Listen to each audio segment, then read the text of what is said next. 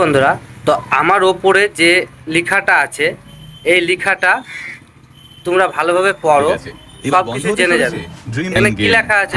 এবার থেকে আমাদের যে বা যারা এই অনলাইন গেম খেলাবে আইন পাস কিংবা প্রমোট করেছে, করবে তাদের ওয়ারেন্ট ছাড়াই লোকসভায় গ্রেফতার আইন করা পাস হবে করেছে। এবং 1 কোটি টাকা জরিমানা সহ 3 বছর পর্যন্ত জেলবন্দি করে রাখা হবে।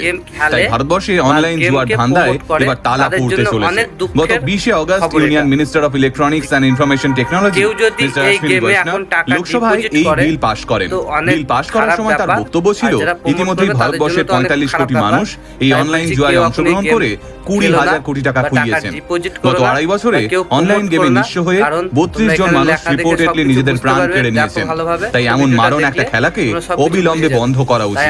অশ্বিনী বৈষ্ণব নিজের দায়িত্বে ইতিমধ্যে এই বিলটিকে পার্লামেন্টে প্লেস করে দিয়েছেন। তাহলে কি আর কখনো আইপিএল এর টিম বানানো যাবে? সবার মাধ্যমে পৌঁছে দাও। সেলিব্রিটিদের এই তো আজকের ভিডিওটা এই পর্যন্ত ছিল। সবাই বেশি বেশি করে শেয়ার করো আর সবার মাধ্যমে পৌঁছে যাও। ভিডিওটা শেষ করলাম এখানে।